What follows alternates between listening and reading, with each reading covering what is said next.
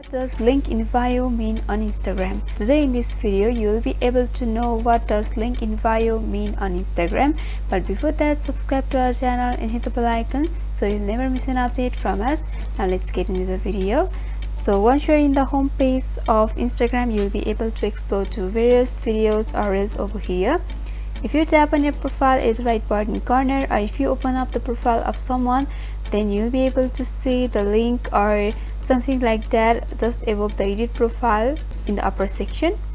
And whenever someone says link is in bio or link in bio, then that means they have inserted the link of something or the website on their bio. Bio means an area or the place where they have entered their personal informations or any text that they like. The bio exists just below your name. So right now here you can see here is my name Sam, and right down there is a link of YouTube. If you tap over there, you'll be opened up to a YouTube video which you can see over here. So you can see I have been opened up to a YouTube video.